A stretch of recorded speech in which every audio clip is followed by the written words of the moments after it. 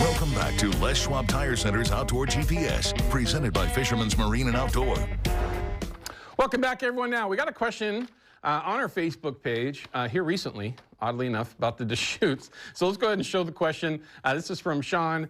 When using a side planer, what color would you recommend using on the lower Deschutes in the fall? You know, he's not talking about the color of the side planer because it only comes one way, but he's talking about the color of plugs. So on the Deschutes, I'm going to answer that specifically first, and then we're going to kind of generalize this thing for something that you can use right now, okay, for winter steelhead season on a lot of different systems. And we'll also talk about a little etiquette when you're using a side planer, okay, because you absolutely have to take into consideration other folks that are on the water, but we'll get to that in a second. Okay, so for that specific question, Dan Fisher just mentioned the Dr. Death. Okay, that is the metallic pink or cerise color with a black bill. Extremely good on the Deschutes for summer steelhead in particular. But I like darker colors. Blue is a great color. Also, the green colors are fantastic. But here's just obviously the sizes. Don't forget the Brad's Wiggler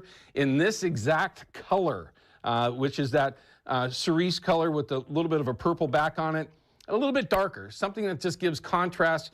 So, you know, it's just, there you go. I mean, that's what you're talking about. That's Dr. Death right there. And then somewhere in here is going to be the metallic red, and I can't remember the name of it offhand.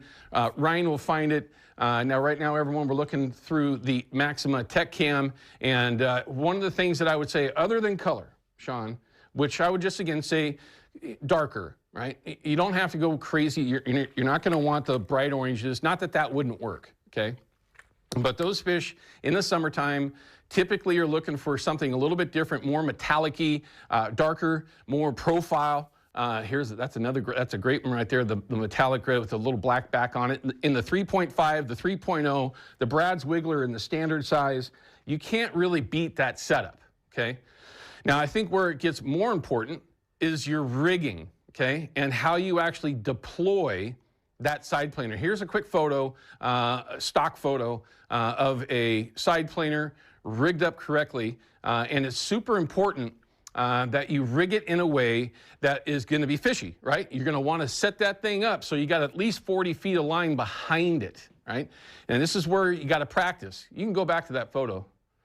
This is where you need to practice on how to actually fish these things, on how to deploy it. That's the hardest thing, is making sure that you're getting that plug out there when 100% fishing, okay? Because once it gets out there, you're not going to want to bring the thing back in. So you want to make sure that that plug is going well. And the best way to do that is to deploy that side planer first, okay? Get it started, get it heading out, and then get your plug going, right? So it's your side planer first, and then your plug will catch back up to it and get behind it, and then you can start getting that thing out into the water, right? Out into the river itself, getting it away from you. Now, how far do you want to get it away from you?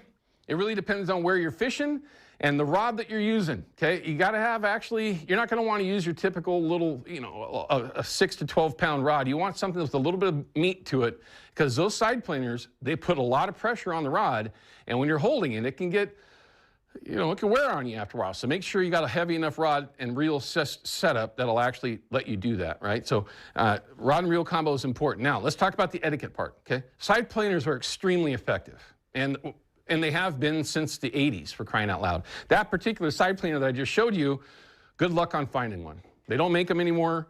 Mr. Staples that we fished with over the summertime, he found a big stash and bought everything that he could find. There are other types of side planers that are out there. Now, for us in the Northwest, I don't have any experience with those. I always just use the Lure Jensen version. But there are a couple of other versions that are out there that are popular, so you can research that and find out some info on what might work best for you. And it might be one of those things where you buy one, test it out, figure out how to actually make it functional for you. There's a lot of different side planers these days as opposed to what there was just 10 years ago. Now, etiquette part. If you're going to be using a side planer, number one, you have to understand that there's going to be boats probably going up and down whatever system you're on. Not all of them. Some rivers, you're just not going to see drift boats coming by or jet boats because they're either not allowed or not a lot of people will make those floats. So keep that in mind. If there's boats going up and down the river, you need to keep that side planer out of the way. if you do have a side planer that's out and let's say you're on a system that has sleds going by, you need to understand that most of the time, somebody's going to be able to see that side planer out there. They're bright orange for a reason. If it's really sunny and that glare can become an issue, you need to let people know that you've got a side planer out there somehow, or pop it and get it back in and get it out of the way, right? So you got to remember, you got line that's going out there. It's not like another boat sitting on the water where somebody can go on the inside of it. If they do that, that could be catastrophic for a number of different reasons, right? So if you're going to use a side planer, especially this time of year, remember, you got to get that thing out of the way, especially if there's boat traffic, right? Now, if you're fishing around other people, just make sure that you're far enough away that you're not going to interfere with somebody that might get below you. Or if you walk down onto somebody moving it down, don't do it too quickly, you know, because you're definitely taking up some ground. So just keep that in mind. If it's not a situation where you can actually get away with running that side planer, pull it out and start running bobber and jig, drift fishing, bobber dogging, whatever it is. Get in and fit in with everybody else that's there. But if you can, side planers are very effective. There's no question about that. In the right system, hatchery system, you can even run a diver and bait, right? But again, be conscious of others that are around you. Learn how to deploy that side planer correctly, and just learn it. I'm telling you right now, it's one of those one of those techniques that we've talked about here forever that is underutilized.